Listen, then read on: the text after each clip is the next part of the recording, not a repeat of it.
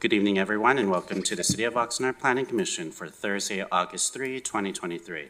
The meeting will come to order at 6:01 p.m. The public may view the meeting from home on the city's website, Spectrum Channel 10, Frontier Channel 35, or on the city's YouTube website. To participate in the meeting, the public may provide comments to the Planning Commission via email at planning@oxnard.org no later than 3 p.m. on the day of the meeting, or through the city's website at oxnard.org/city-meetings, or call the Planning Division office at 805-385-7878. Additionally, those wishing to speak can dial the phone number listed at the bottom of the screen, follow the instructions to access the meeting, and press *9 to raise your hand, indicating your intention to speak on the agenda item being discussed. Mr. Secretary, can we please have the roll call? Chair Arejo. Here. Vice Chair Stewart. Present. Commissioner Chavez. Here. Commissioner Connolly. Here. Commissioner Dr. Lopez. Here. Commissioner Nash. Present. And Commissioner Zielsdorf is absent, and we have a quorum. Thank you, Mr. Secretary. We will now move on to the Pledge of Allegiance. Vice Chair Stewart, will you kindly lead us in the Pledge of Allegiance? Yes, everybody please rise for the Pledge of Allegiance. Put your right hand over your heart. Ready, begin. I pledge allegiance to the flag of the United States of America and to the republic for which it stands, one nation, under God, indivisible, with liberty and justice for all. You may be seated. Thank you, Vice Chair Stewart. The next agenda item is C, public comments on items not on the agenda. At this time, a person may address the Planning Commission on matters within the jurisdiction of the Planning Commission, including information, consent items, and any time not appearing on the agenda.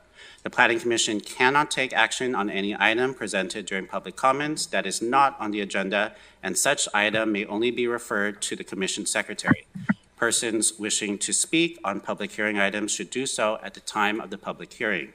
Mr. Secretary, are there any public comments for items not on the agenda? No, there is not, Chair. Thank you very much. We'll stand at ease. Was that a public commenter or not at this section? Okay, thank you very much. The next agenda item is D, consent agenda. The two items that have been distributed to the Planning Commission for consent are the approval of the minutes for D1, April 6, 2023, and D2, July 6, 2023. Are there any corrections to the minutes for either April 6 or July 6? Mr. Chair. Yes, Commissioner At this time, I Chavez. request to divide the consent agenda as I was present for one and not present for the other. And I would also like to note for item D2, a correction to the July 6 meeting minutes, just a correction to the title. Under section A4, it says Chair Chavez presided over the meeting, and I was no longer the chair at that time. Thank you. Thank you, Commissioner Chavez. Without objection, the question will be divided, and the correction will be noted for the July 6th meeting as indicated. Sure. Are there any other corrections? Commissioner Nash. Thank you, Chair. I was just wondering if Commissioner Connolly wanted to officially recognize the special guest. I do. I was going to wait till the end, but I can recognize our special guest now. I mean, on the minutes for that meeting. Oh, my apologies. It's on the last page.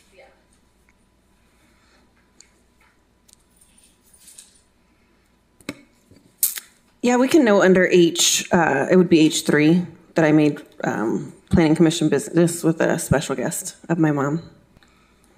Okay. Let me know if you need her name too. We can add her name if you would like. Thank you. I apologize, but I was thinking, because it mentions your special guest for the, what meeting was that? July 6th meeting? It just says that Commissioner Connolly addressed special guest. So I don't know if you wanted to mention her by name or if you wanted to make that change. I'm making a mountain out of a molehill, but it's up to you. Yep. Sorry, can you state her name? Okay. Okay, great, thank you. Thank you, Commissioner Nash. Are there any other corrections for either April 6th or July 6th? Chair Chavez will move for item, oh man, D1. D1. Thank you. It's moved by Commissioner Chavez to approve the April 6, 2023 minutes. Is there a second? I'll second it. Seconded by Vice Chair Stewart. Mr. Secretary, can we have the roll call on that, please? Chair Chavez. Aye. My apologies, Commissioner Chavez. My apologies. Out of the seat, boy. Promotion already. Yes. Vice Chair Stewart. Yes. Chair Arejo. Aye. Commissioner Connolly. Abstain. Commissioner Dr. Lopez. Abstain? Commissioner Nash. Aye. Motion passes. Thank you. We'll move on now to D2, July 6, 2023. A motion is now in order. I'll move the recommend action. Vice Chair Stewart moves to To approve approve. the D2, July 6, 2023, as with the two corrections on A4 and H3, as stated by Commissioner Chavez and Commissioner Connolly, or Commissioner Nash via Commissioner Connolly. Is there a second? Second. Seconded by Commissioner Connolly. Mr. Secretary, can we have the roll call, please?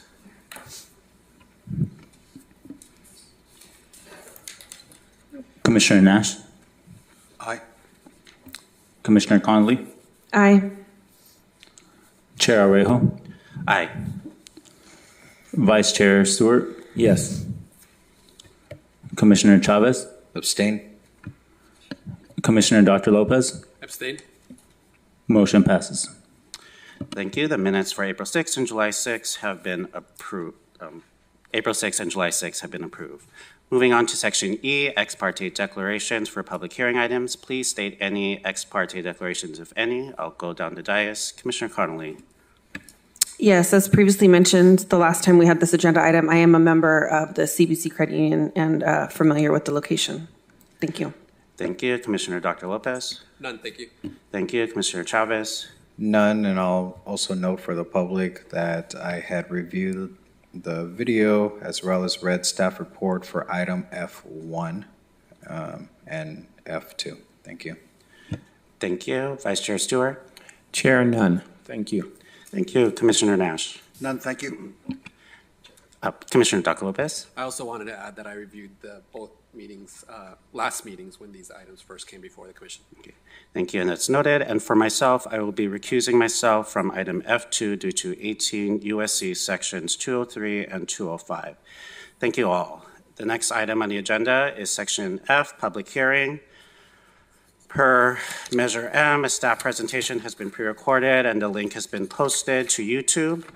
Project name Dunkin' Donuts, Planning and Zoning Permit number 22-550-01, major modification to special use permit, property located at 2151 East Gonzales Road. The proposed project requests a major modification to special use permit number 00-05-142 to allow for improvements to an existing 30,467 square foot CBC Credit Union multi-tenant office building. The proposed project includes the construction and conversion of 1,419 square feet of existing ground floor tenant space into a donut coffee shop, Dunkin' Donuts, and the conversion of one existing drive-through lane.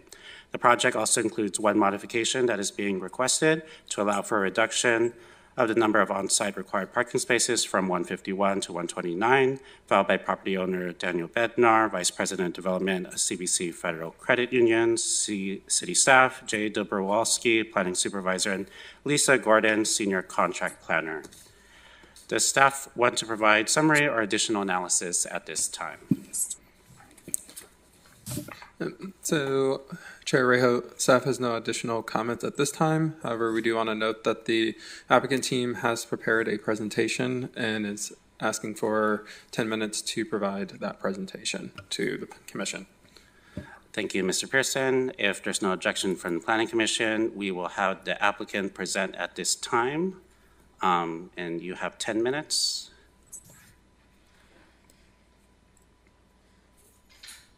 Good evening, and thank you for the opportunity to discuss the project before you. My name is Jim Bargfried, and I represent Momentum Incorporated. We have been working with CBC Federal Credit Union to reimagine their headquarters branch in an effort to provide next level service to their members and the community for quite some time. CBC and Momentum had success executing this vision. I'm sorry, can we get the presentation on the screen? There we go, thank you. CBC and Momentum had success executing this vision in the Camarillo branch and would love to bring that same experience to their members in Oxnard. I would like to now introduce Daniel Bednar, Senior Vice President and Chief Strategy Officer for CBC, to explain why this partnership is so important for CBC. Yeah, thank you. Good evening. Yeah, thanks for letting me speak. So as Jim mentioned, Daniel Bednar, I'm the Chief Strategy Officer at CBC Federal Credit Union, the lead on this project and the lead on our relationship with Duncan. We were founded in Naval Base Port Hueneme in 1952 by a handful of government employees trying to cash their checks. CBC has a long-standing commitment to serving those that are underserved and underbanked. We're a majority low-income credit union, and notably the only bank and credit union certified as a community development financial institution in Sir, Ventura County. Can you make sure that your mic is on, or Yep. if you're speaking? Okay. Okay. Thank you. Apologize for the interruption. Thanks. No problem. Which means we not only, as a CDFI, we not only have a low-income population, we serve them with loans and help them along their financial path to financial security. We're deeply rooted in Oxnard and proud to be its only financial institution headquartered here in response to the changing banking and retail landscapes, the ever-growing competition, the need for, we don't need as much space as before. We continually and must innovate to remain competitive with our services. A prime example of this partnership is with Duncan, which allows us to adapt to this shift and serve our members uniquely. The Duncan location will be a small cafe taking up a minimal amount of square footage within our branch dedicated to serve our members. The drive-through allows for the project to have financial feasibility. We recently surveyed our members and immediately received hundreds of survey responses of enthusiastic support for this project. This setup not only enhances our service, but also aids us in fulfilling our community mission. We aim to be a conscientious neighbor. At this presentation, we'll demonstrate we have done our due diligence to ensure that our operations are compatible with the facilities we occupy, will not cause disruptions, is not an impediment to parking. Our parking study was extensive and thorough, carried out over multiple iterations and days. And I'll also say this is someone that gets to observe the parking daily. And that this project complies with the regulations established by the City of Oxnard. We appreciate your support and time and invite you to observe the processes governing this project closely. Thank you. Thank you, Daniel. If the commission would please change the display to card number 5. As part of the planning renovation of this headquarters branch, CBC and Momentum reached out to the Oxnard Planning Department to see what would be involved. Following a positive response from planning staff, CBC committed to perform the due diligence required to see if the idea could work in this community as well. From the very beginning, Momentum and CBC worked with professional architects and traffic engineers to ensure that Duncan would work in this site as well. While the code required parking is more than the CBC site has available, Oxnard code also allows for alternate means of calculating the required parking when requesting relief, as CBC is doing here tonight. Associated traffic engineers put together a parking study using parking demand rates from the Institute of Traffic Engineers, Parking Generation 5th edition. This is an accepted engineering reference tool, which not only looks at the maximum parking demand for each occupant, but also takes into account that demand ebbs and flows over the course of a day. For instance, traffic is heaviest for Duncan in the morning when people are making their way to work, but for the credit union, traffic is heaviest in the afternoon when people are making deposits and withdrawals at the end of their day. Because of the differing usage, Associated Traffic Engineers was able to show that at no point in the day would available parking be insufficient. In fact, the study shows a reserve of 36 spaces on weekdays and 89 spaces on weekends, even after figuring in the addition of the Dunkin'. Over the course of the application or review process, we worked with city staff and Associated Traffic Engineers to address questions and comments about the study. The initial study was done during the pandemic, and so empirical counts would not be representative. Theoretical values were used at that time. The city staff correctly requested that we support the parking study with actual counts. These counts were conducted on a weekday and a weekend by Associated Traffic Engineers and resulted in numbers which were in line with the theoretical values in the original study. City staff eventually asked about queuing, as some projects in Oxnard have not predicted the anticipated queues correctly. We supplemented our application with an access and queuing study for Dunkin' Donuts performed by Linscott, Law and Greenspan Traffic, Transportation, and Parking Engineers at existing full-service Dunkin' locations in Downey and Whittier, California, and Phoenix, Arizona. This study showed that the queue length at these 3 Dunkin' restaurants was never longer than 7 and an average of 5 cars. Our permit submittal was largely routine and provided all the requested documentation on the first submittal, followed up with an additional document as requested. Please change to card number 6, I think, which is the next one. Thank you. In the July 20th Planning Commission meeting, the Planning Commission voted 3-2 to deny this application based on 3 concerns: pedestrian safety, parking availability, and concerns regarding the queuing plan. These concerns were brought up by representatives from the neighboring property. We immediately requested the opportunity to present our case at this meeting and requested that Associated Traffic Engineers respond to these concerns. Their response letter has been submitted to city planning staff and distributed to this commission. Regarding pedestrian safety, as seen on this accompanying slide, all ADA stalls available at the Palms Medical Center, the adjoining neighboring property, are accessed by turning to the right when entering from Outlet Center Drive. There should be no reason for mobility impaired clientele to have to cross the drive aisle. Also shown on this slide is an area where we have observed access vans dropping off clients in the drive aisle on multiple occasions, rather than using one of the 4 ADA van accessible parking stalls provided around the Palms Medical Center. This appears to be for convenience of the driver, but it creates a bottleneck right at the entrance, which appears to be far more dangerous than a slight increase in traffic due to the addition of a Dunkin'. Finally, as the attorney for the Palms Medical Center noted in his letter, there are shared parking stalls on CBC's eastern property border across the drive aisle from the Palms Medical Center front entry. His letter failed to identify the reciprocal parking agreement, which granted CBC shared access to similar number stalls on the Palm Medical Center's western property border. These locations are identified on the accompanying slide as well. Further, the stalls that are designated as shared parking between CBC and the Palms Medical Center are not designated as ADA stalls. They are not intended to service mobility impaired clientele, and there is no documented history of vehicular and pedestrian accidents in this area. Card 7, please. The second concern noted by the Commission is parking availability. The testimony offered by the representatives from the Palms Medical Center stated that there was very little available parking for their clientele.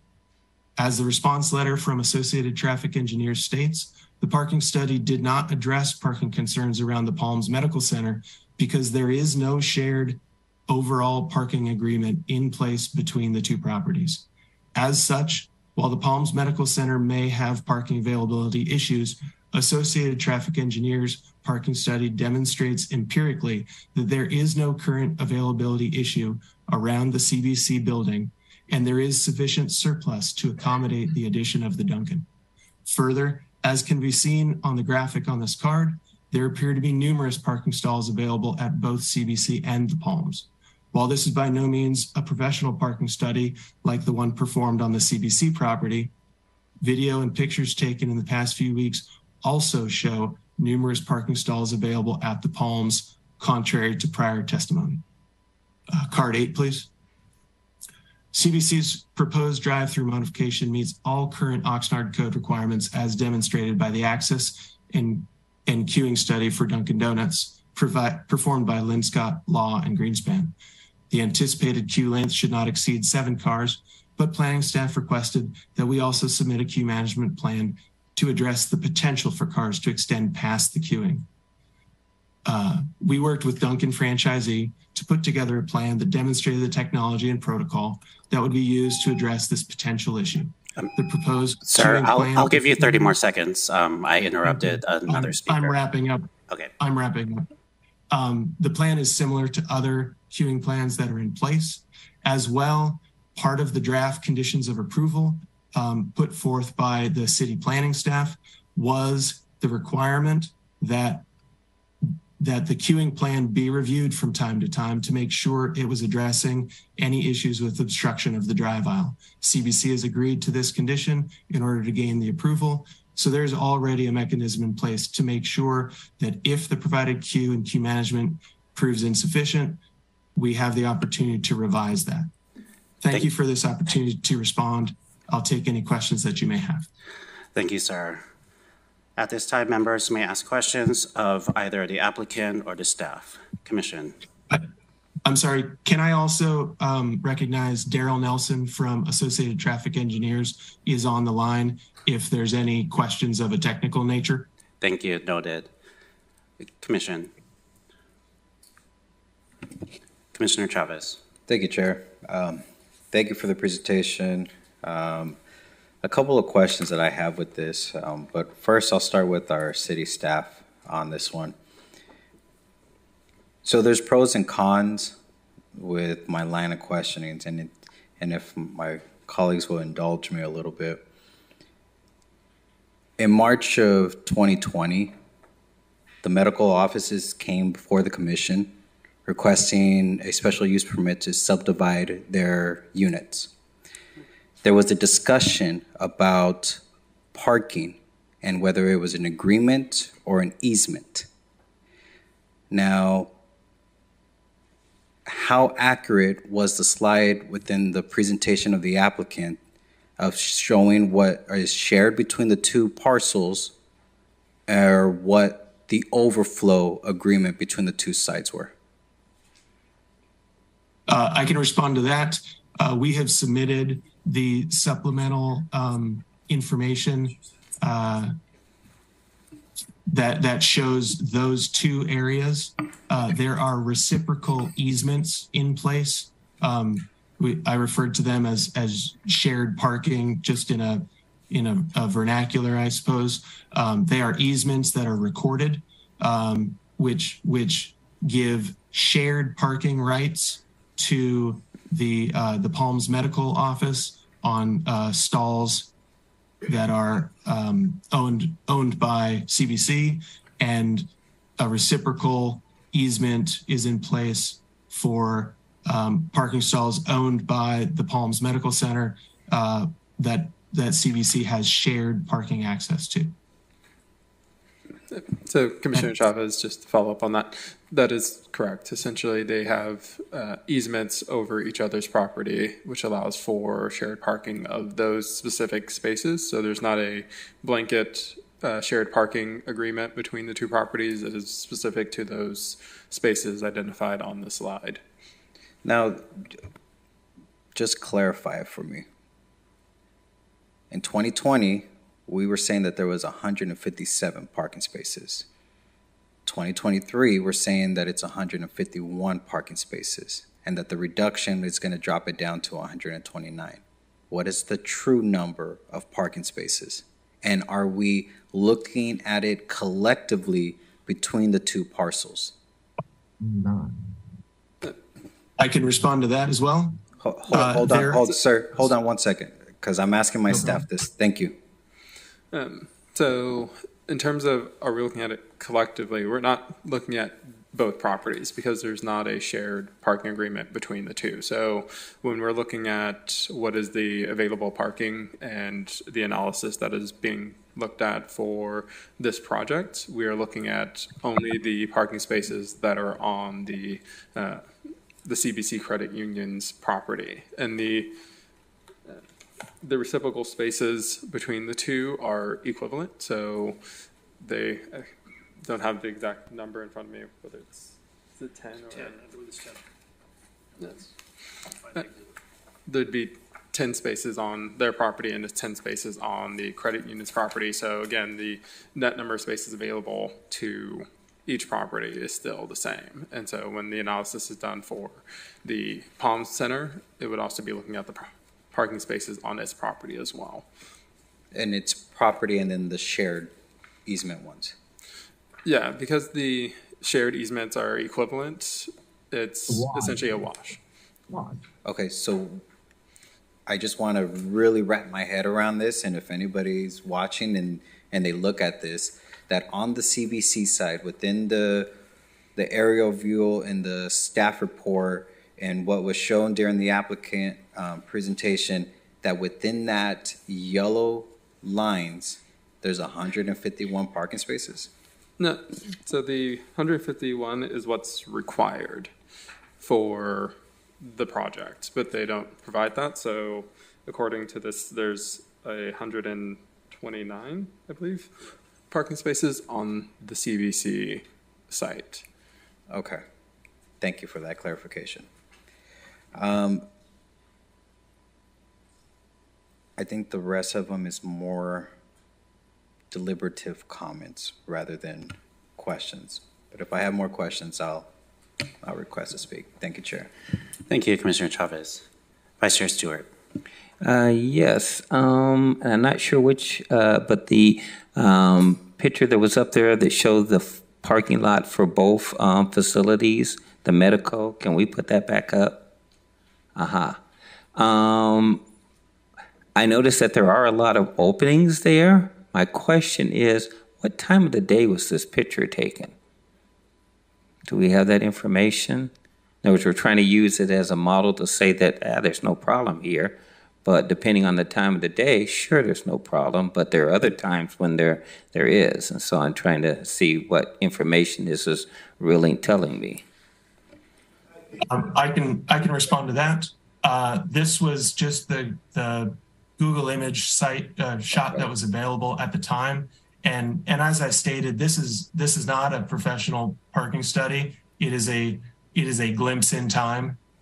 So I'm not purporting to say that this is indicative of the parking that is available at all times. What I am saying is that Associated Traffic Engineers did a complete parking analysis where they were on site for 10 or 12 hours during the day, 2 days to capture weekday and weekend conditions. And the results of that parking usage for the CBC building was documented and submitted to planning staff. I don't have any documentation regarding the Palms Medical Center, and none has been provided by anyone that I know of. All right, thank you, appreciate that.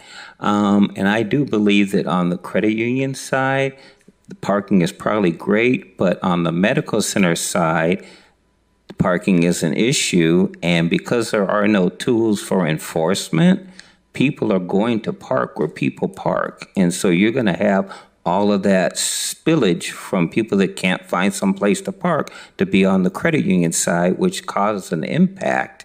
And so I guess I'm just concerned about the parking study didn't capture any of that or see any of that, even though I realize you are only focused on your area. We were told specifically not to include anything regarding the Palms Medical Center because there is no shared parking agreement between the two properties. That was specified by planning staff. Okay. Oh, yes, please.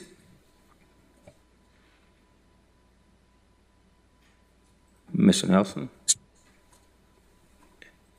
Mr. Darrell Nelson, if you can speak. Yeah. Okay, Can thank you hear me now? Okay, to answer your question, Commissioner Stewart, the parking study did account for any spillage from the Palms. We did not say you can't park here. We recorded whoever parked there. So if someone from the Palms came over into the CPT side, we collected them. Okay, and it didn't create a problem for you on the credit union side with the spillage, or was it just very minimal? No, it did not. The study shows that there was reserved parking throughout the day, during the entire time, both days in which the study was conducted. Okay, and then did you pick up any problems with, as people come from the medical side, can't find the parking over there, and so they have to perhaps go around your building or go hunting? Was there any traffic issues that happened as a result of that effort? No.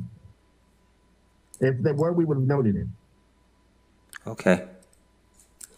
I don't think I have any other questions then. Thank you. Thank you, Vice Chair Stewart. Commissioner Nash. Thank you, Chair. So my concern lies with people walking to the medical center, primarily from the 10 spaces of shared parking in the northeast corner of the CBC property. Is there a way, and this is for staff, is there a way that we could restrict that parking for use by employees only? And employees of either, the credit union, Dunkin' Donuts, or the Palm Medical Center? It would be difficult to enforce that. We could add a condition that they encourage their employees to park in those 10 spaces over there. And I would be happy just to have signage up. And I guess I would look to the CBC team to see if they were willing to do that. Is that a yes? Yes, absolutely. Okay, well, that removes one concern. Another concern is, and I think this was addressed in Commissioner Stewart's comments, but we really don't know the extent of the spillover parking from the Palm Medical Center onto the spaces reserved for the CBC, Credit Union, or the Dunkin' Donuts. So that is something that I would be interested in knowing, but right now we don't have that information, correct? That is correct. However, as Daryl did mention in his comments, that when they did the parking counts out there, at that time, there may have been people who were from the medical center parking in the CBC lot. So that count would have accounted for some of that spillover when they did that analysis. And something that I didn't really see addressed in the report, but it became obvious when I was looking at the aerial map. But people exiting from the Gonzalez driveway,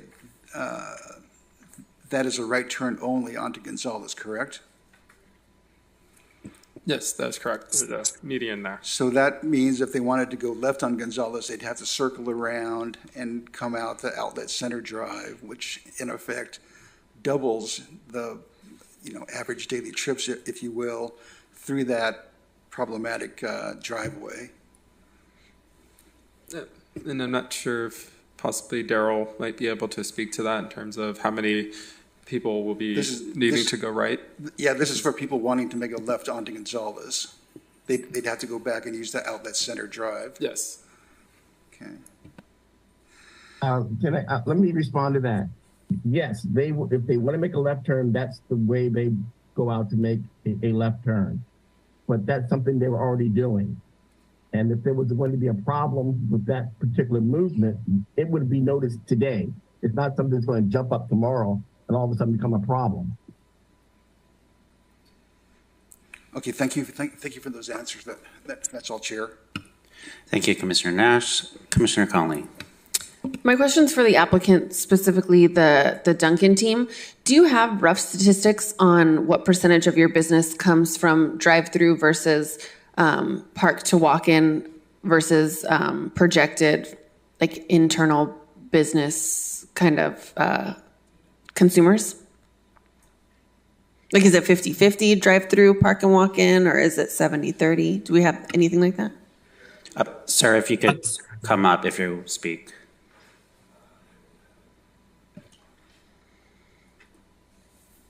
Hey, Jim, I'm sorry, I'm going to just talk to Jim real quick. Jim, with some of that information there, so fortunately we don't have the Dunkin' franchisee owner that's with us, so he would have that information. I know he's given it to me before, so if you give me a second, I can look and see if I can find that exact stuff, and I think it's been communicated to Jim before, so let me take a look and get back to you. Perfect, thank you. I can comment that information has been submitted to the planning staff. I'm looking through my computer right now to find it, but off the top of my head, I believe it is either a 60-40 split or a 70-30 split between drive-through and walk-in, with the drive-through being the heavier use and the walk-in being the lighter use. I'll continue to look for it, and if I find it, I can let you know. Wonderful, thank you for that. Thank you, Commissioner Connolly. Vice Chair Stewart. Yes, another question. Did the survey show, or maybe you didn't look for it, is the outlet center drive entrance exit the primary way that most cars come into the parking lot?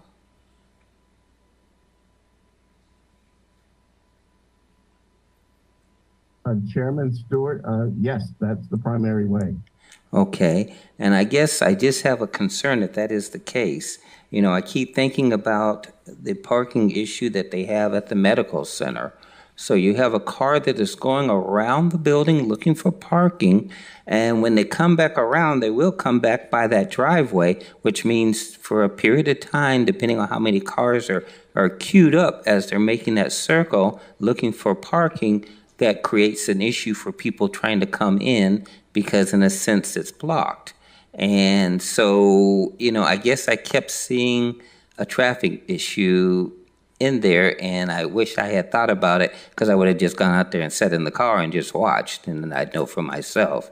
But, you know, I keep seeing that. Having been on the Planning Commission before for a while, and I know that other parts of the city, you know, like for queuing, we did the Starbucks over there on Rose and Gonzalez. And that was one of my first ones, and that queuing is a nightmare to me. And every time I go through there, I avoid that area just because of that issue, because it's easier to go around. And so I have been in there, not a lot, but I've been in there a few times, going to that parking lot, and when I go in there to drop somebody off or pick somebody up, I know that it's always slow in there. There seems not to be any very few parking spaces open on the medical side. And so I can only imagine that if I had to go to the doctor regularly, I probably would drift over to the credit union side of it. And so, you know, in hunting around, I guess I don't see how it can, you know, all the time be so great, especially when it's a known problem up there. And so I guess going back to all that talking, but I guess my question is, your survey, did it detect anything or see anything in the parking study, or did you look for it? Things like you mentioned, Chairman, we looked for and was not observed. And I'd like to say one thing about this particular store. They're going to try to capture office workers. There'll be customers that are already parked in the center and just have to leave their desk and go downstairs and get a cup of coffee or a donut. All their customers aren't going to be people that come and drive specifically to the Dunkin' Donut. They've got a captured group of customers in two buildings that are already parked and not circulating anymore. They're just walking upstairs, downstairs, across the park aisle.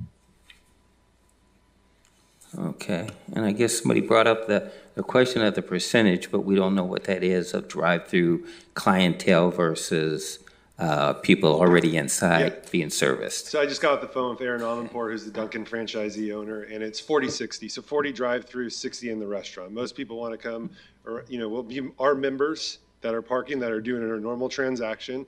They come in the branch, they buy their coffee, and yes, 40% through the drive-through.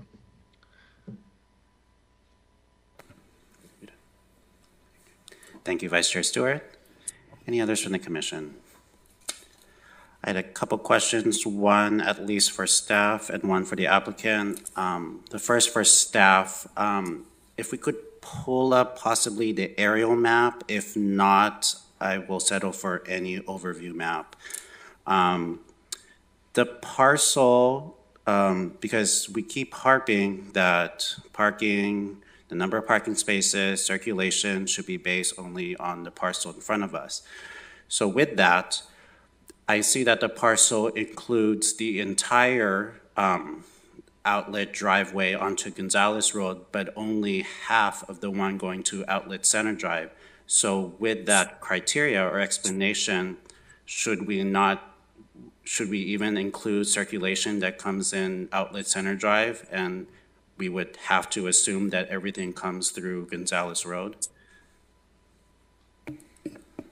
So, Chair Rejo, the two centers do have reciprocal access. So there is the ability for people to enter the driveway and then exit, or enter for the medical plaza and then exit out onto Gonzales.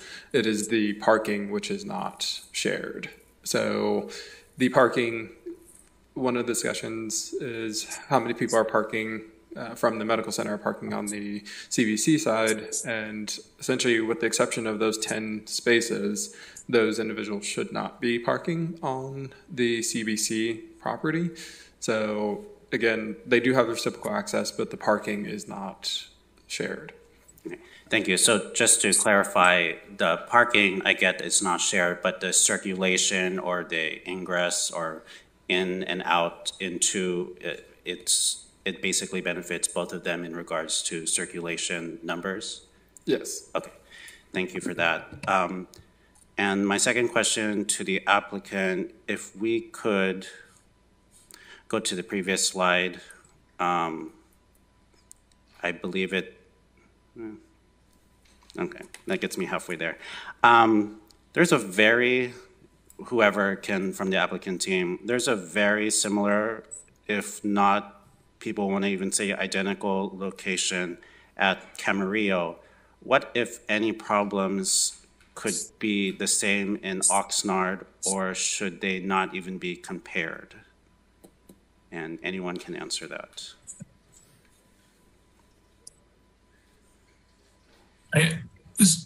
In response to the project as a whole, the Camarillo project does not have a Dunkin' drive-through, so they are different in that manner. Daniel Bednar would be able to speak to who the clientele at the Dunkin' is, if it's mostly the members that come there from CBC, and how much foot traffic they get from the community. But as far as the drive-through, that is a difference. As far as the layout of the branch, this branch would be significantly a larger CBC portion, and the Dunkin' would represent a much smaller footprint relative to the size of the building.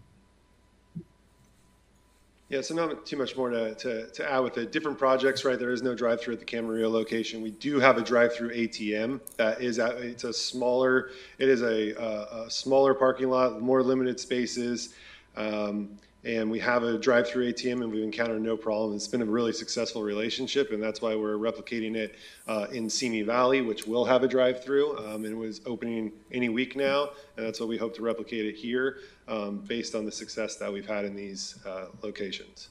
Thank you, sir. Since you brought up the Simi Valley location, did they have any problems with the parking or circulation? We did not have any issues with that, no. Thank you. Yep. Is there any other questions from the commission? Yes. Commissioner Nash. Thank you, Chair. This just occurred to me, and I apologize for not asking this earlier. And this is for our staff, but Oxnard has a lot of medical buildings. Do you know offhand if there is a high, medium, or low incident of vehicle pedestrian accidents And I apologize for not, I know it's kind of spur of the moment, but. Unfortunately, Commissioner Nash, I don't believe we would have that information. So we're not aware of any issues, but I wouldn't have that information available right now. I mean, I can't recall reading anything in the paper or hearing anything on the news about it. So I was just curious that if that's even a problem. So thank you, Chair. That's all. Thank you, Commissioner Nash. We'll move on to public comment if there's no objection. Mr. Secretary, is there any other public comment other than the one that was previously submitted to the city? No, there is not, Chair. Okay, thank you. If Mr. Stuart Nielsen in person or on Zoom could make themselves known in regards to this agenda item F1, I believe we're seeing you on Zoom, and if you could unmute yourself, or I think, Mr. Secretary, you'll mute them, if that's them. Hello, this is Stuart Nielsen. Can you hear me? Thank you, Mr. Nielsen. You have 3 minutes. Okay, thank you. Thank you, Mr. Chair, members of the Commission. I'm the attorney for Palms Medical Plaza Owners Association, the owner of the adjacent building. The issues regarding lack of sufficient parking and the concerns regarding circulation and public safety have been very well stated in the draft resolution of denial, so I won't belabor the point there, but it certainly demonstrates the incompatibility of this site, of this project with the BRP zone in general and this site specifically. A couple of issues have come up in the Commission's discussion and applicant's presentation. With regard to the parking spaces over which Palms has an easement, those 10 spaces at the northeast corner of the property, the city has no authority to restrict the use of those sites to staff or otherwise, at least in relation to Palms. Palms is not the applicant here. They have established easement rights over those spaces and really for the intent of providing easy access to the lobby for their patients. Also, the Camarillo site, again, I haven't been there, I just looked it up on Google, and it is a standalone building from what I can tell, so it doesn't have the same concerns regarding shared access and circulation as this site does. So again, without repeating what was stated before, it's Palm's position that this isn't an appropriate use in the PRP zone. It's not a supportive use for the established medical and commercial uses in that area. Rather, it's intended as a standalone business enterprise that will be pulling in business from throughout the community and will create significant concerns on that side. Thank you very much. Thank you, Mr. Nielsen. Mr. Secretary, were there any others who happened to jump in during that time for public comment? Not on this item, Chair. Okay, thank you very much. The public hearing is now closed. I'm sorry. Does the applicant wish to respond to the public comment?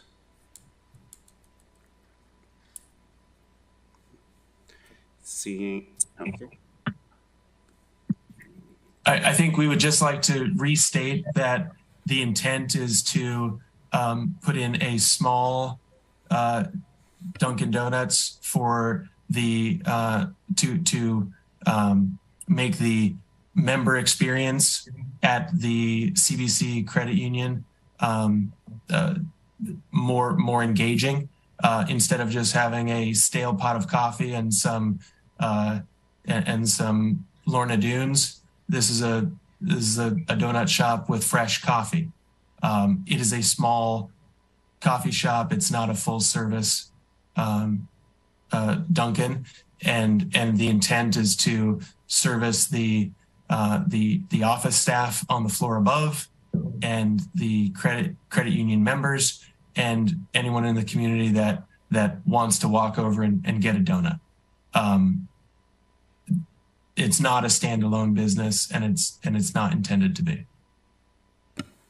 Thank you very much. The public hearing is now closed. Are there any closing remarks from staff?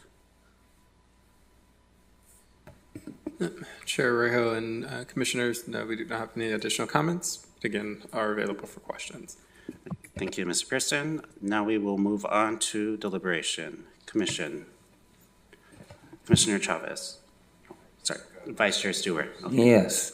Something comes to mind when we talk about a location. We talk about those that are just working in the building can walk over. We have a drive-through with, some cars going through. But when I think about the area, and you go into what is the closest donut shop where I can run and get a donut and get some coffee and so forth, and you go towards Rice, and you have solar, and you have all of that business over there, and there are some hotels, there's some restaurants up in the outlet, but where is the quick type place like McDonald's or Starbucks? They kind of have the market locked in that area because there's things on the other side of Gonzales. There's, Quest is over there for blood draw. There's some other businesses and so forth that are all on both sides as you go towards Rice. And so I'm sure that business is going to be drawn from those areas because this is the closest and the easiest. When I remember the days when I was working, you always go for something you can simply run out and run back in and not be missed from work too long. So just a thought as we deliberate. Thank you, Vice Chair Stewart. Commissioner Dr. Lopez. I initially missed when this item came before the Planning Commission the first time around. And typically when we receive the packet, one of the first things I do is just scan the agenda to see how many items there will be, see how dense the agenda will be, and then at another sitting really dive into it. So when I first saw the agenda, I thought, oh, CBC must be moving. Oh, that's going to be a big Dunkin' Donuts. That was my initial assumption there. Obviously, I had to watch the presentation before today, and took to heart the questions that were presented last time, particularly around pedestrian safety and perhaps some of the challenges around the more limited parking spaces. One of the things I appreciate about this commission, certainly since the time that I joined 2+ years ago, is the premium that we place and how we always center the public's not only trust, but I think the public's safety, especially pedestrian safety. Time and time again, whether it's a housing project, whether it's, just any new development, this commission in its current composition has always put that premium and really centered the public safety. And I appreciate that we continue to do so today. I'll say that the applicant's presenter, did a very compelling job in addressing those concerns that were brought up last time. And I think when I looked at the data that was presented, my feelings started to change a little. Certainly in terms of the question of how many parking spots are available that Commissioner Chavez asked. I really appreciated Commissioner Nash, proposing the possibility of maybe designating the shared spots for, staff parking. I think that is, definitely demonstrates, again, not only the commission's, but the city's willingness to try to make this work, particularly for our business community. A lot of folks are quick to express concern about long lines and queues, but quite frankly, I see that as an indicator and a driver of the market and market demand. The fact that our residents have longed for restaurants, eateries, places to recreate, and again, whether it's dining dining in or just simply having an option that's never been offered to residents in Oxnard, or it's never been available to residents in West Ventura County. And so I know, and I always remember, I think it was with a Starbucks in the River Park adjacent on Vineyard, and I believe it's River Park Drive, but the concerns with parking there and the queue also. But I think we've heard from the public time and again that if and I know I do this too when I visit and patron other businesses. I was at Vallarta's earlier, and it's one of those things that we respond to the situation presented in front of us. If it's a long queue, someone will choose whether they have the time or not at that moment. And if they don't, they will probably go to Gonzalez and, Rose for the Starbucks and see how big that line is. And if it's long, they'll keep going to the one at the Boulevard, But I really see the busyness as, from a little bit of a different lens and perspective, in that it is the market and our residents yearning and wanting these things. Now, in terms of the applicant, I have to say that I appreciate you all also looking to evolve to meet the evolving needs of your customers, and your customers are our residents here in the city of Oxnard. A lot more people now bank remotely. If they know there's going to be a long line on a Friday, they'll probably evolve their habits, their practices to do the remote deposit. I know that's something that I myself have adopted in the past year, just recently. I should have adopted it a long time ago. But to that end, I say that I, came as someone who thought it was going to be just one giant Dunkin' Donuts to see the what has actually been proposed and presented today. In this instance, not ignoring the public safety concern of patients who will be going to the medical plaza, but I think that the concern of an over distracted driving is not unique to this parcel, to this business location, but a larger societal challenge I think we face with just technology even on our hands, right? And so I think it creates a unique opportunity for our city to be a little bit more perhaps innovative or intentional with their public outreach and public education efforts and campaigns towards driver and pedestrian safety. I think the police department does a good job. I always, being an aspirational leader, always look to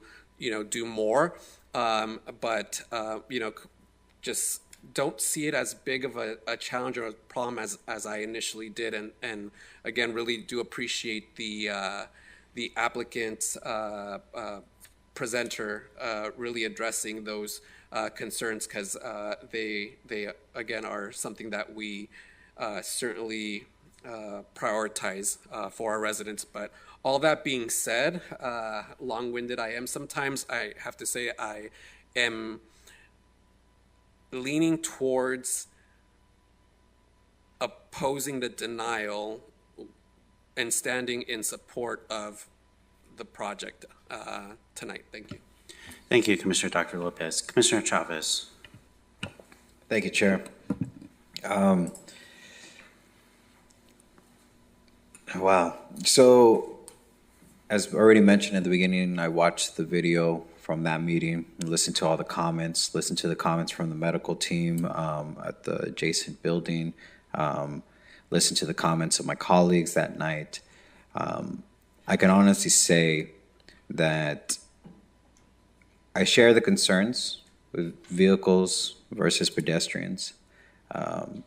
Since being active in our city for almost a decade, that has been one item I have constantly brought up as an area of concern and an area for our city to address. I have visited this location multiple times over my lifespan, and yes, this medical building gets very, very busy when it comes to parking. There was a comment during the presentation of the applicant, made that the access vehicles, the public transit vehicles for ADA and senior riders, not utilizing one of the designated ADA spots, and that it may be, I'm going to paraphrase, easy or laziness of the driver. I can honestly tell you, as somebody who came from public transit, that it's not lazy. There are policies in West Ventura County that public transit vehicles are not allowed to back out of spaces and not allowed to back out anywhere while in service. So it's not about lazy. It's not about not wanting to go into an ADA spot. It is policy for the paratransit service, as well as the fixed route service, as well as for other services, even throughout Ventura County, that you do not back your vehicle up while in service. So just so that you're aware of that, those are the rules. When this project, not this project in particular, but when the Palms, and I know that's not our item of discussion, but since they are playing a role into tonight's meeting, and they played a role last time, they came before us back in March of 2020. And if we all remember, March 2020, that's when everything changed for the world. They came and requested to subdivide their units from 9 into 13. Now, we didn't have to do a parking study for them because they stayed within the same square footage. But yet, Dunkin' Donuts is staying within the square footage of a building that's already existing, and we're requesting a traffic management plan.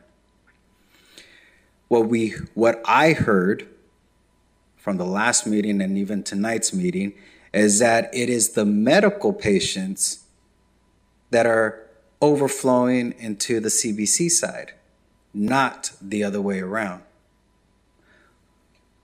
What I heard is the concerns of people walking across a parking lot. I can go get hit in the parking lot of the city council chambers. There's no Dunkin' Donuts. There's no Starbucks. Those concerns are everywhere. We're saying that this particular project has to be denied because, Mr. Dworowski, I might have to ask you to refresh my memory about them, but pedestrian versus vehicle is one. The lack of parking spaces, another one. And the third one being, the queuing. Thank you. The last time we denied a project that had to deal with a drive-through and a coffee shop, we got overturned. The city council had enough faith in that vendor that they would be able to fulfill their parking management plan. Now, that location was in a lot, in my opinion, worse space than this one is. This one is in a more ideal location. Now, I've only been to Dunkin' Donuts one time in my entire life. And that was because it was right next to the bus stop when I worked in LA. It's good. I'll stick to my Starbucks. Sorry. But I don't see people going way out of their way coming from South Oxnard or Port Hueneme to this Dunkin' Donuts. We talked about morning rushes. We talked about afternoon. We talked about those peak times. I have to get kids to school like so many other Oxnardians, get kids to daycare like so many Oxnardians, and then get over to work. It is unrealistic to believe that somebody is going to take their kid to school, to childcare, and then head over to Dunkin' Donuts and then hope that the line is moving fast enough for them to get through. It's unrealistic. This ideal market is for the Kaiser next door, the Kaiser across the street, the US Healthworks or the Concentra across the street. I mean, there's a 7-Eleven right next door. People are still going to want to go fast, right, Commissioner Stewart? They're going to be fast with it. Again, no ties to CBC, no ties to Dunkin' Donuts. Just realistically looking at it, the one that, in my opinion, that is the problem is not the CBC side. It's the other side. And I will not be supporting the denial for the simple fact that the issue is that we should be looking more at the medical side and not improving them to be dividing their space into 13 more medical spaces, which will cause more people to visit that location. And I mean, clearly, there's a vacant lot. Maybe it's time that they expand going the opposite way. But at this moment, I will not support a denial of this project. Thank you, Chair. Thank you, Commissioner Chavez. Commissioner Connolly. Thank you. A couple things. I'm glad that we tabled this or waited, to discuss this, because I think the applicant's presentation was much needed. I think that's what was lacking last time, to talk about that this is a duplicated business model, the successes that you've seen in the past, et cetera, et cetera. I think I actually know that this would be a very different conversation about a drive-through if there wasn't an existing drive-through. I think that this is a very creative use of space and a creative business model for, CBC to have additional revenue or patrons, whatever it may be, and use an existing banking drive-through space, which may be an outdated sort of business model, and turn it into something really creative that's going to benefit the community. I think if this location didn't have a drive-through, parking may be even more of a challenge. People would have to park, then go in and get their coffee. So this discussion would be even more lengthy. Or if they had a mobile order option like Starbucks does, where people would mobile order, need to park real quick and run in. And that's not the case here. It looks to me like the majority of the business is going to be drive-through or walk-in existing workers or whatever that may be. So it makes a lot of sense.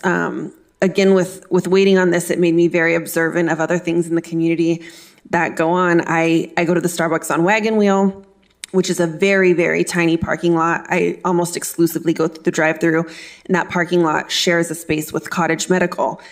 I've seen people only be respectful in that parking lot. No fights over parking spaces, which I've seen at Rose and Gonzalez.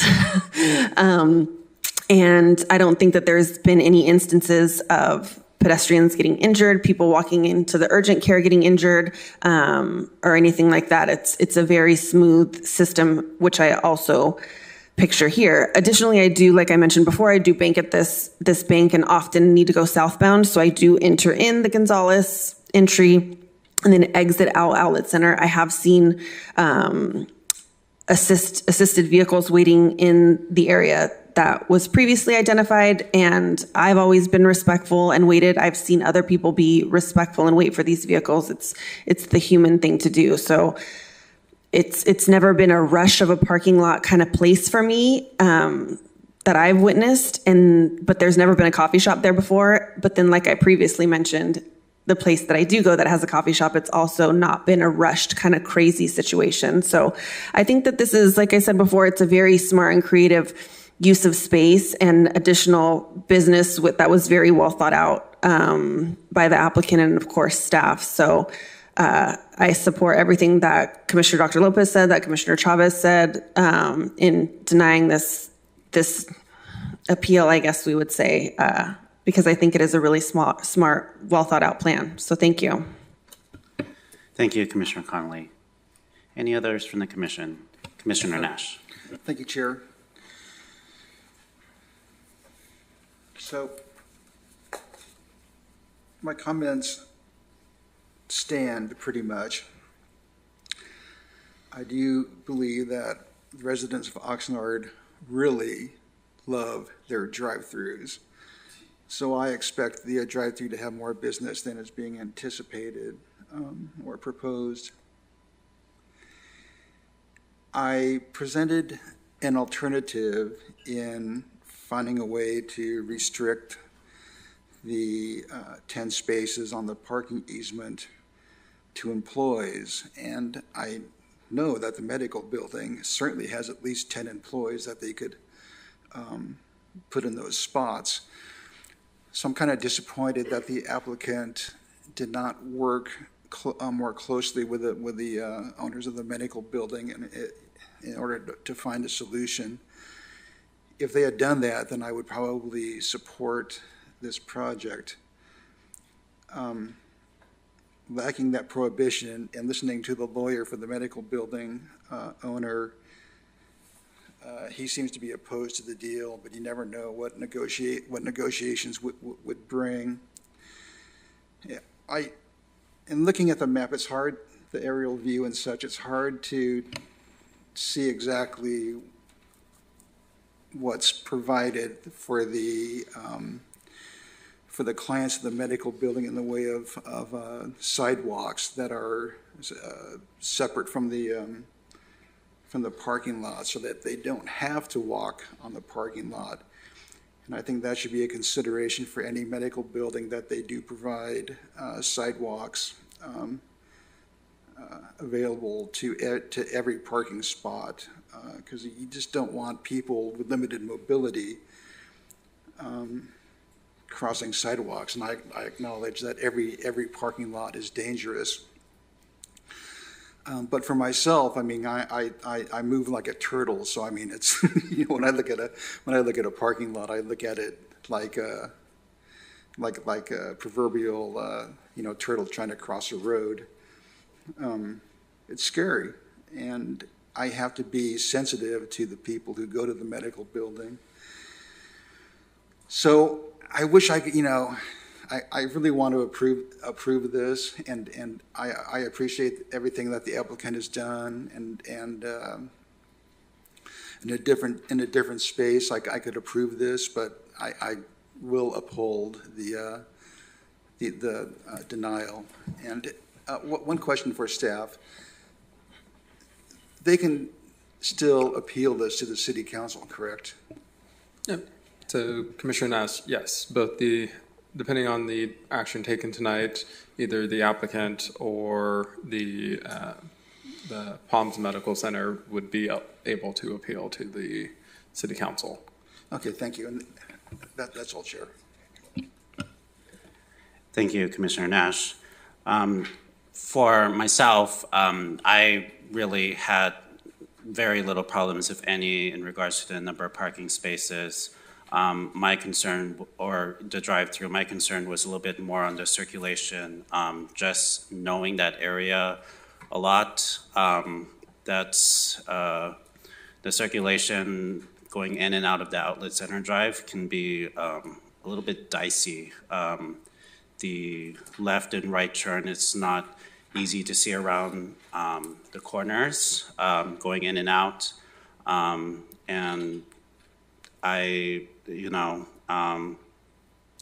but given the comments from another commissioner that this location, if I just purely look at the potential circulation problems I see, the property is in a much better place than Vineyard, where the Starbucks is, which is one that I more opposed appreciably. So at this time, I don't see myself in support of the recommended action before us denying, but we'll wait till the end of deliberations to see what happens. Thank you.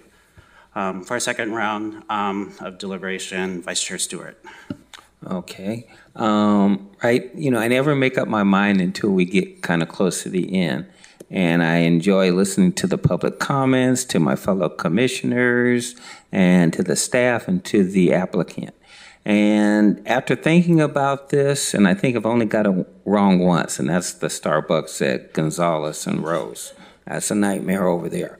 But looking at the other ones and taking the applicant at their face value, the problem is the medical center side. That's where the problem exists. That problem is there today. That problem will be there whether the Dunkin' Donuts comes or not. there's still a problem generated from that side. Looking at the parking study and everything they've done on the credit union side, they're showing that there isn't a problem generated by them.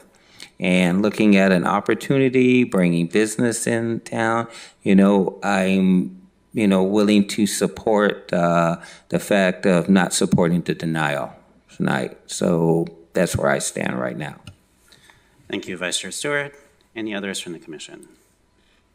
Commissioner Chavez. Just real quick, I just want to make the comment. I don't believe anyone on here isn't sympathetic to anybody that visits the medical offices. We're all very sympathetic, as Commissioner Dr. Lopez mentioned. We are a commission that is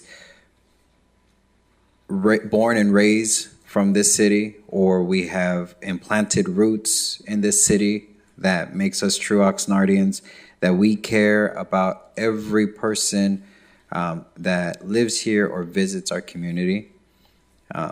This is just looking at it at face value and understanding where is the problem and what are the solutions. And as Commissioner Connolly mentioned, it would be a different conversation if there wasn't a drive-through.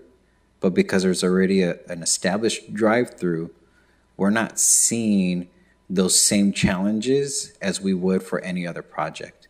Because you're not removing parking spaces to make space for a drive-through, it's already there. So I just wanted to make those comments that we're all sympathetic of every single person, but we have to look long-term and what are the now impacts of this particular project. Thank you, Chair. Thank you, Commissioner Chavez. Any others from the commission? Seeing and hearing none, a motion is now in order. Any motion?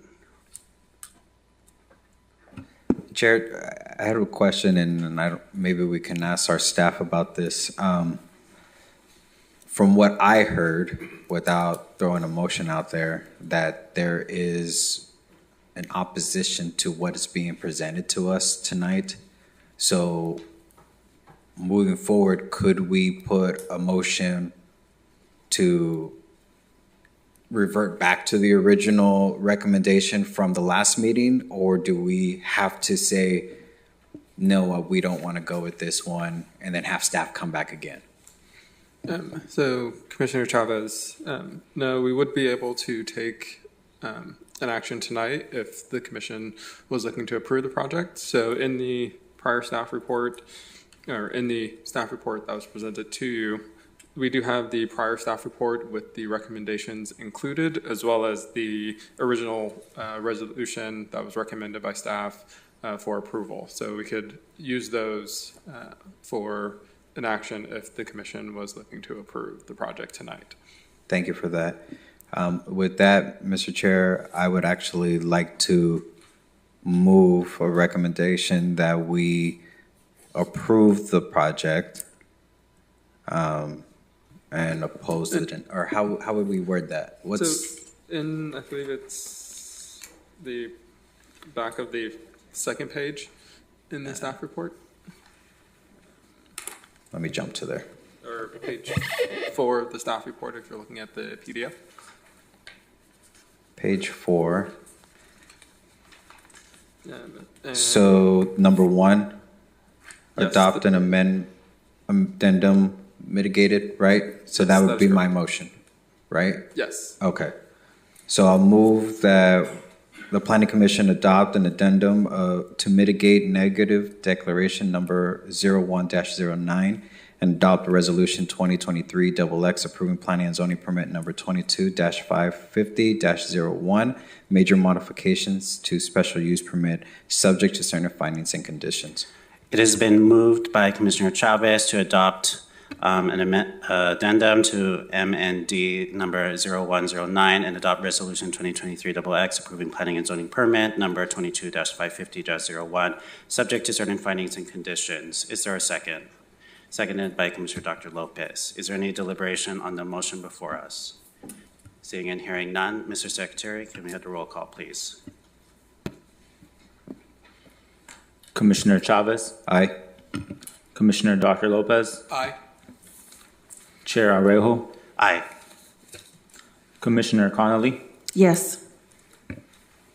Vice Chair Stewart, Yes. Commissioner Nash. I'm all alone here, no. Motion passes. Thank you, Mr. Secretary. Congratulations. We'll move on to agenda item F2, and as previously stated, I will be recusing myself on this matter and turning over my duties to Vice Chair Stewart. Thank you. All right, we're going to take a 5-minute recess as we transition.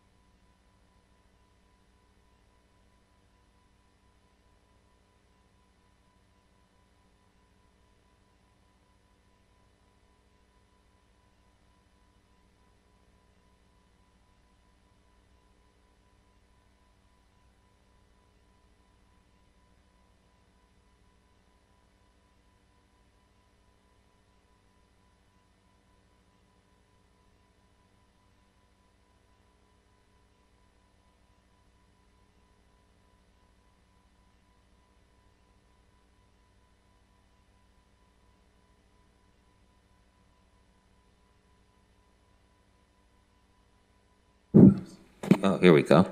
Okay, we're going to continue the public hearing, and we're on item F2.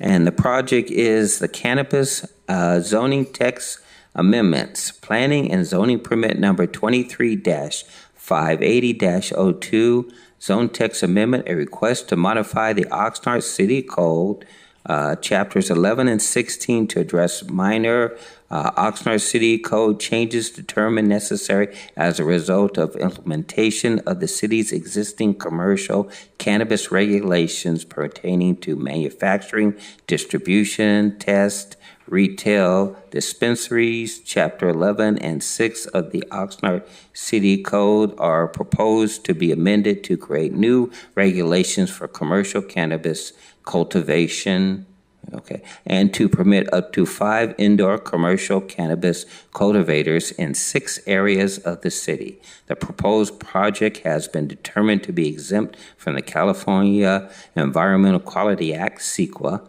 based upon a general rule provision of Section 1506, subsection B, subsection 3 of the CEQA guidelines, followed by the City of Oxnard Community Development Department, 214 South C Street, Oxnard. Staff is Matt Simpkins, Management Analyst. And with that, does staff want to provide a summary or additional analysis at this time? Hello, Vice Chair Stewart. Long time no see. Nice Yes. to see you and Planning Commissioners. I did want to introduce Matthew Simpkins. He's our Management Analyst. He was hired about a year and 5 months ago, roughly about that time, and he is running the cannabis program. So we pre-recorded a presentation, and we're happy to answer any questions you may have. Thank you.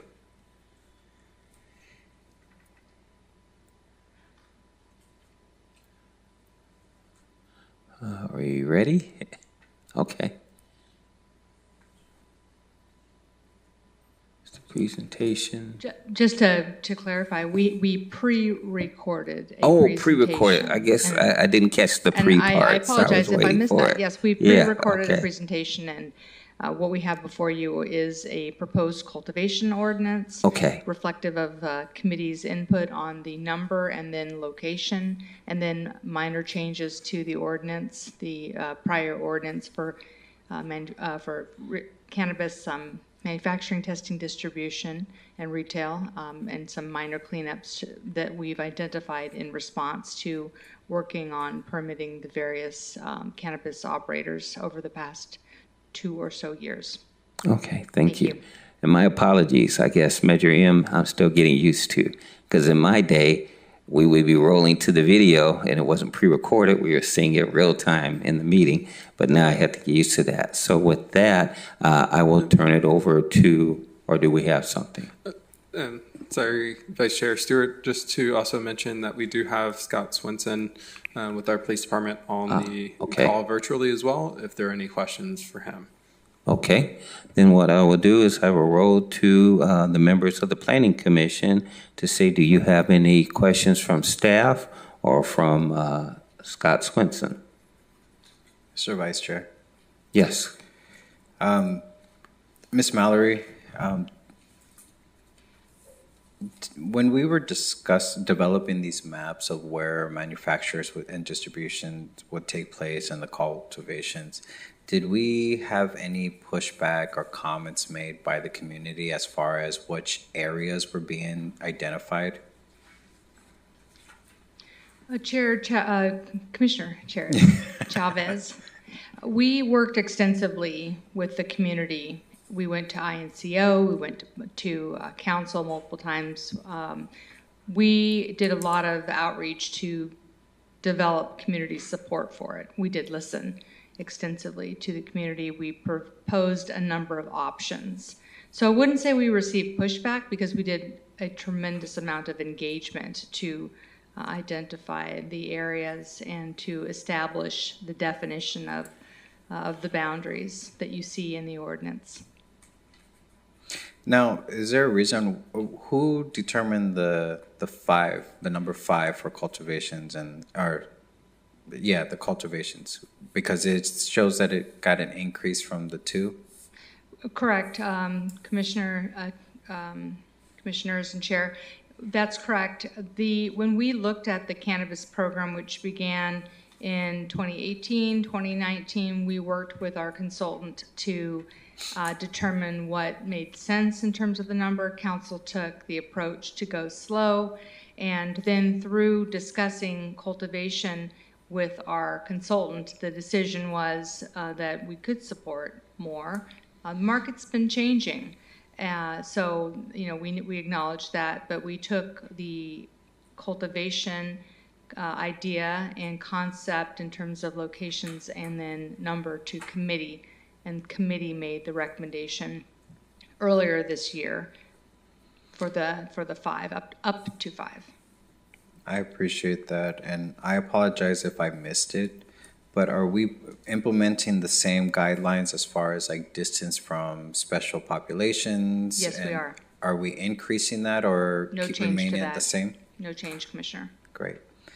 As of right now, that's all the questions I have. Thank you. Thank you, Vice Chair. Yeah, thank you. Any other questions? Oh, Commissioner Nash. Thank you, Acting Chair Stewart. So I think it was mentioned earlier that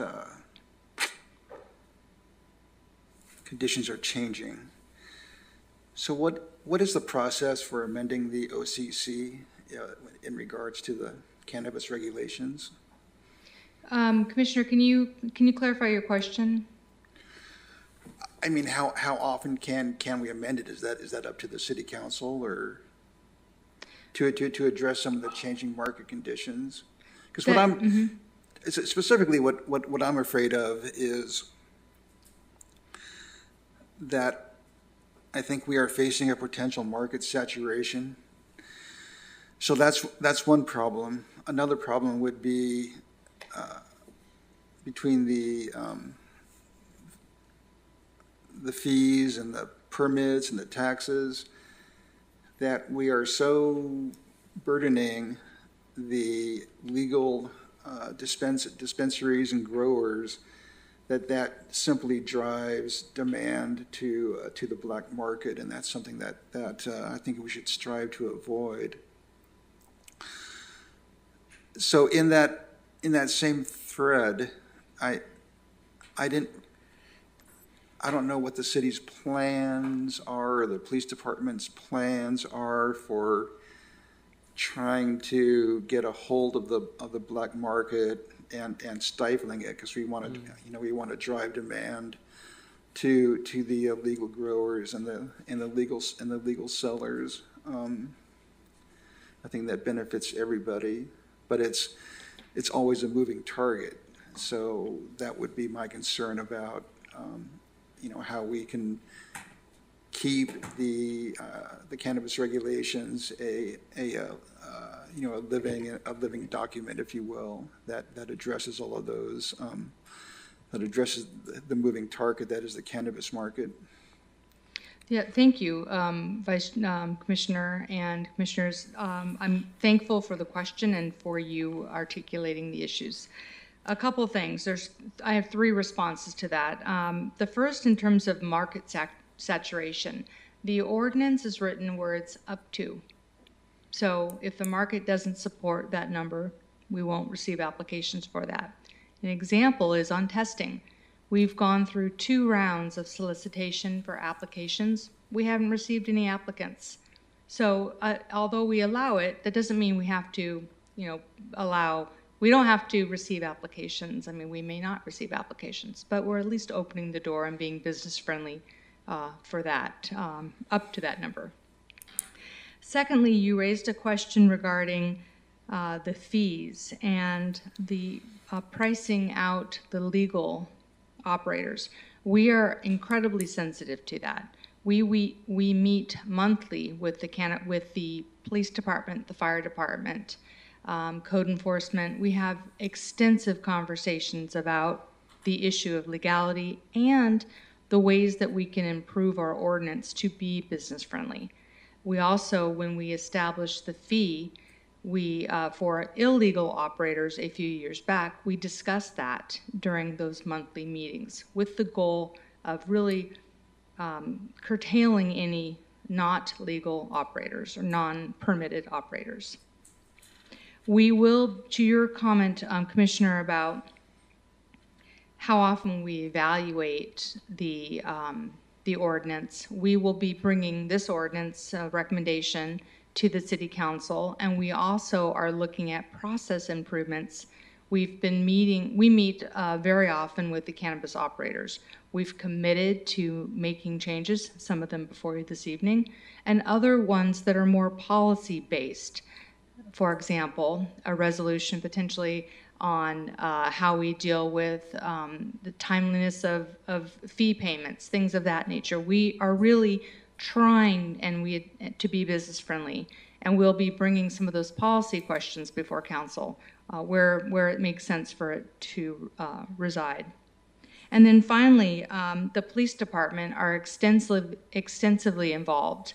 As I mentioned, the monthly meeting that we have. So we really are sensitive to the black market. Okay, one further question, and this has to do with what I've seen in the recent news about the city of Port Hueneme allowing lounges in their dispensaries. What are the city's plans in that regard to its dispensaries? Yes, Commissioner Nash, we've spoken of it. There's no proposal at this point. If that is something that is desired and down the road, that would be a policy direction from council. Okay, great. Thank you. That's all, Vice Chair. Okay. Thank you. Any other commissioners? Yes. Just real quick, I'm sorry, Vice Chair. Ms. Mallory, on the proposed 2023 manufactured distribution map, oh man, where did it go? Cultivation locations. The Santa Clara corridor, there was that part that was taken out of the map, but then it was showing that there was 2 proposed expansion of cannabis. Can you just explain the reasoning behind that? So the maps that went to the committee originally were very general in nature. So the maps that we went through when we developed the ordinance were more specific and reflective of the specific plan boundaries. So that's the real reason. The boundaries align with the specific plan areas. Okay. Now, when we're looking at these, were we also taking into consideration of what the general plan is going to look 20, 30 years down the road, where we're having new housing developments coming into play, sensitive places such as child cares or places like that? Were we considering that during this? So Commissioner Chavez, the requirements are prospective, so going forward. So with cultivation, we'd be using our existing definition of sensitive use, and we would be looking at that, how a potential indoor cultivator would be in compliance with our sensitive use definition. If there's an indoor cultivator that's within that boundary, that would not be an eligible site. And this is an ordinance going forward. It doesn't address those existing or permitted cannabis operators. Got it. And I don't know if I misheard you, but you said that currently right now there hasn't been any applicants that are interested in this, or are there? For cultivation, Commissioner? Yes. We haven't opened the application window. Has anybody shown interest? We've received some that have reached out to us, and then we do go and reach out to our counterparts throughout Ventura County and northerly to see how their ordinances are working. We hear there is a market. We don't know if that's the case, but we want it to be at least follow through, be business friendly. If there is a market, they're welcome here in the right scenario under the right requirements. So that's why we're bringing this forward, also committee and council direction. Based on the square footage of the proposed maps, are there another community that has the similar square footage? And if so, how are they performing? If Commissioner, do you mean based upon other similar communities, are they receiving applications for cultivation? Are they receiving applications? Are they operating in good faith in their communities? Are we hearing any communities that are having problematic vendors, pros and cons? And if so, which communities? Is it in Ventura County? Is it in LA, Santa Barbara? Sure. Commissioner Chavez, so we did reach out to different jurisdictions to find out what some good best practices were for their ordinance, which is a large part of what you see in our ordinances in response to talking with Santa Barbara. The issues that have come up have been relative to odor. And for example, like I think we all probably smelled that a couple years back, right? That was not cannabis, that was hemp. And so the Ag Commissioner's Office in Ventura County put in some really stringent regulations dealing with times of harvest and how long certain types of crop can be out, and because there's the science behind it, as they're more odoriferous in certain times of their peak grow. It's amazing what we've learned in this space. But odor is a really good example of problems. So that's one of the reasons why we made the recommendation before committee to only permit up to 5 indoor.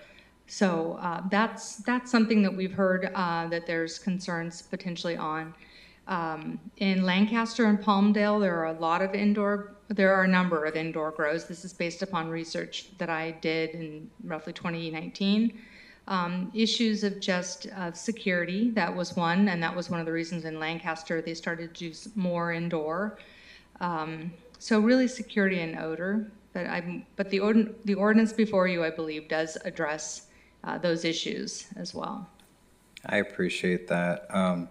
And I just want to say, this is a little sidetrack, but I just want to say that I appreciate all your work on this. And in general, I just appreciate, well, both of you guys, I just appreciate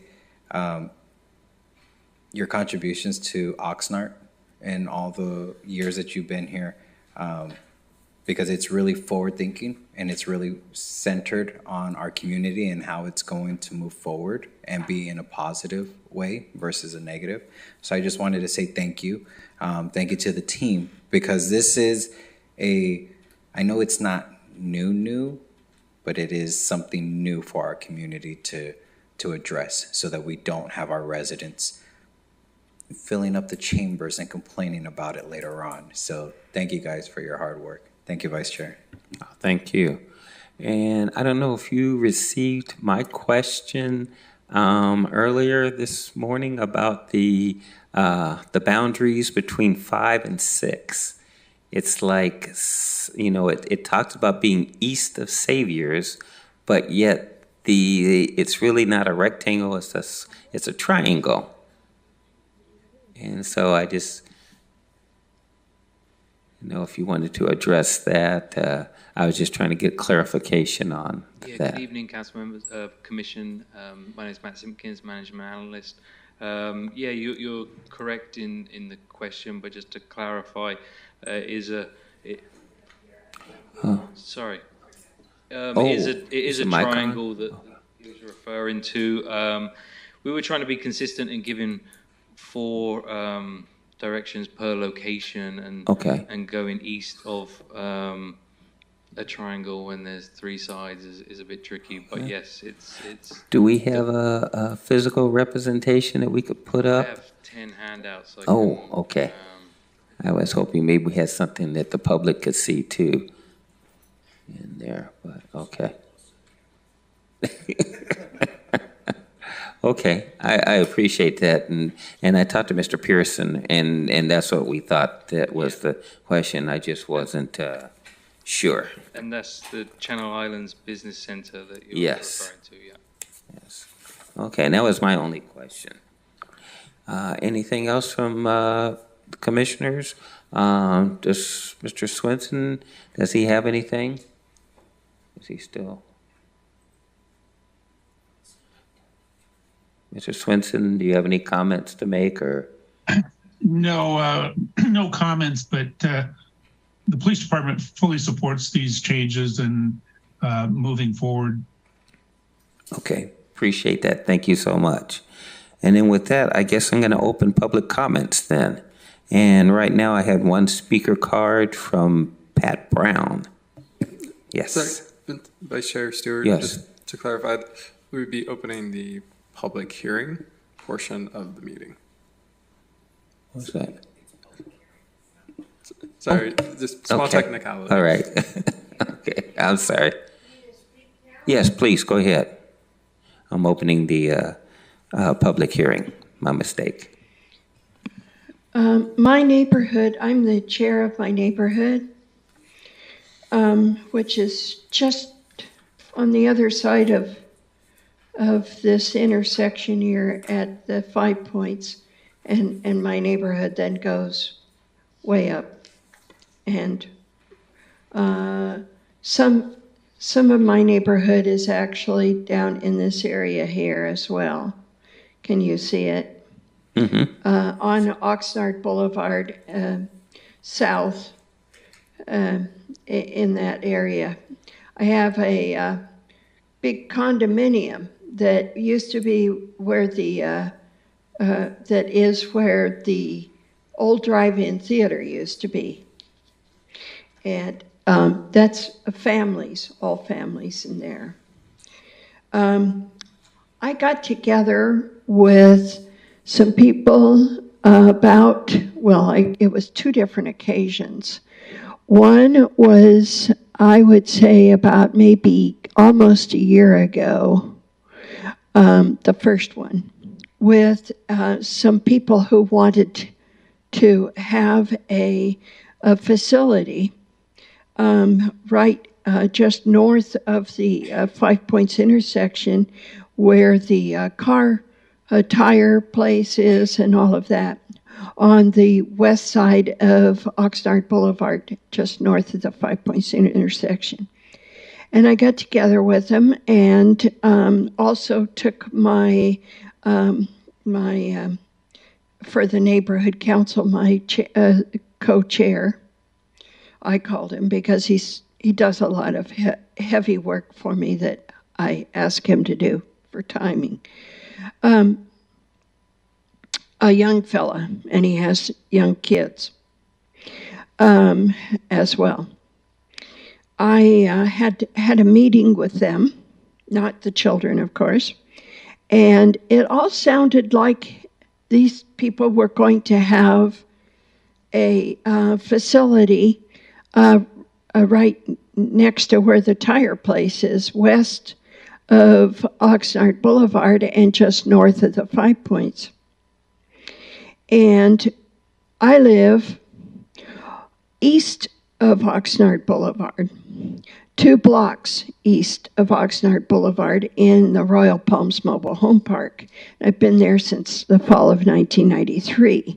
At that time, it was only seniors, 55 and older, and the only way I got in was because my husband was 9 years older than I, so I could get in there.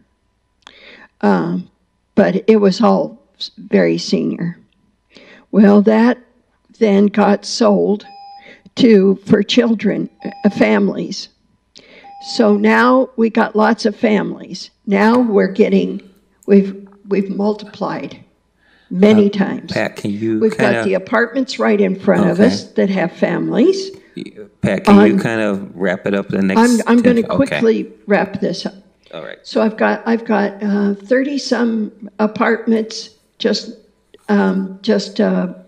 east of us, and right on the boulevard. And then I've got they came soon after I moved in. They built the apartments. Then we've got the condominiums on 7th Street. That is right next to the Boys and Girls Club. That's been there for a long, long time. We've got a lot of children in there. We've got another apartment complex a block up. Yes, Ms. Brown. And they have a lot of children. And now we are in the process of getting 2 more multifamily combination families Okay. And right at Fifth Street, just south of Fifth Street, and Meta. All right. Thank you. So Appreciate I am that. all family, Okay. multifamilies in a condensed, very Understand. condensed area. And I am very concerned. Okay. If you're going to put one of these right at the 5 Points intersection, we're going to have a problem with that. Okay. Because Understand. we've got the condos right there, right next to it. All right. I asked you Okay. to rep. Okay. Thank you. Okay, Appreciate so that. I mean, Yes, I don't thank want to you. be fully responsible if something bad happens. Okay. Okay, Thank you. thank you. Appreciate that. Thank you. All right. Mr. Secretary, is there anybody else? Any other members of the public that want to make any comments or anything? No, Vice Chair. Okay. Then with that, I will close the public hearing. I'm still a little rusty, so work with me. It's been a while. And with that, staff, do you want to respond to any of the comments that are made? Okay. Then we will go into deliberations. And any takers? Yes, Commissioner Dr. Lopez. Perfect. You know, I have to say, I think initially I was someone who was critical of the slow-moving nature with the city developing and ultimately adopting its cannabis ordinance. But I think that as a result of that, like Ms. Mallory said, it has allowed for them to certainly consider not only best practices, but then also just how the market has evolved. And that being said, you know, I looking at the just practicality of the existing zones and looking at the additional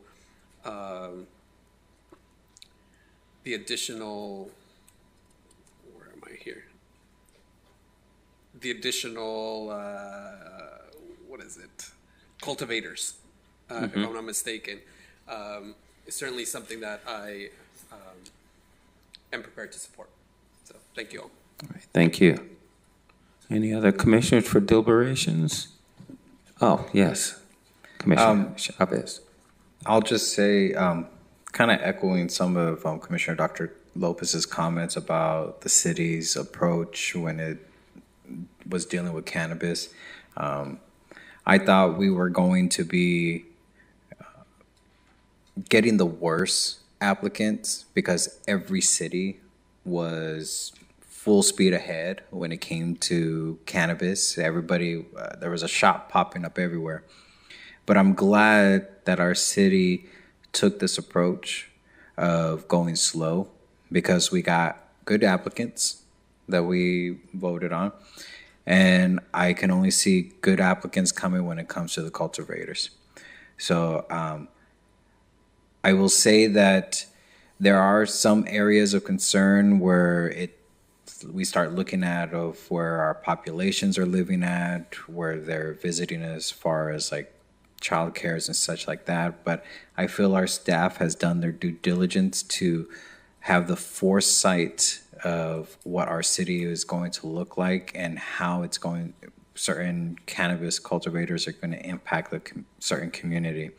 So at this moment, I will be able to support the staff's recommendation on this item. Thank you. Commissioner Nash. Thank you, Vice Chair. I just want to briefly touch upon the questions that I submitted. I won't, and staff took the time to give me very good responses. But I addressed projected water usage and the possibility of using recycled water, energy usage and conservation, with the condition that the operators use 100% green energy. I was very concerned and wanted to have a zero tolerance policy for the odor complaints, and I think the ordinance addresses that. I am still very concerned about the cannabis employee permit required. It's one thing to make demands of the owner operators, but for the employees, I think that should be up to those owner operators and not be subject to maybe arbitrary rules imposed by the city. So hopefully the city council can address and amend that aspect of the ordinance. So I'm more than happy to support this, and when the time is ready, I'll be happy to make the motion to adopt the resolution. So that's all. Thank you. Thank you. Anything else? Oh, okay. All right. If not hearing anything else from any other commissioners, I will entertain a motion. I will move to adopt resolution 2023-XX, recommending that the City Council approve amendments to the OCC. All right. Thank you. And I have a second. So we have a motion that's been made. It's been seconded. Mr. Secretary, how about a roll call vote? Commissioner Nash? Aye. Commissioner Connolly? Aye. Vice Chair Stewart? Yes. Commissioner Chavez? Aye. Commissioner Dr. Lopez? Yes. Motion passes. All right. Thank you. And with that, we'll take a real short recess so that the chair can come back.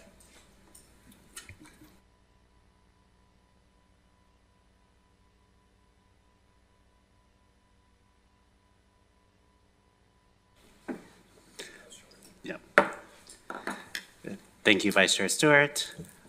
Appreciate that. We'll now move on to Section G, study session reports. With none on the agenda, we'll move forward with Planning Commission business. Is there any business to report from the Planning Commission? Commissioner Chavez. Thank you, Chair. I just want to say, when driving through Oxnard, drive slowly. Schools are going to start coming back into session, so be cautious of people around. And I wish all of our educators throughout the entire county a great first day, as many of them are going to be starting on the 16th of August and others on the 17th. So with that, thank you. Thank you, Commissioner Chavez. Any others? Commissioner Connolly. So again, this evening we have a special guest in the audience. I'd like to introduce my friend, Mr. Rob Leatherwood. He is a new Oxnard or a new Ventura County resident and a new Californian. He's actually our government affairs director at the Ventura County Coastal Association of Realtors. So he loves all things policy and housing, just like me. So if we have anything on the agenda that has to do with housing, he may be one of our public speakers. So welcome, Rob. Thank you very much, and welcome to Oxnard and Ventura County. Any others from the commission? Okay. Seeing and hearing none, is there any update from the community development staff? Mr. Pearson. Chair Rejo and commissioners, only one update just in regards to our next meeting on the 17th. We have one item that will be coming before the commission. It is some updates to the zoning code that will be coming before the commission related to the housing element implementation. So those would be coming at our next meeting. Thank you, Mr. Pearson. Ms. Roselle, any from you? Nothing tonight, thank you. Okay, appreciate that. We'll move on. If there is no further business, the meeting will be adjourned if there is no objection. Seeing and hearing none, the meeting is adjourned. Thank you all and good night.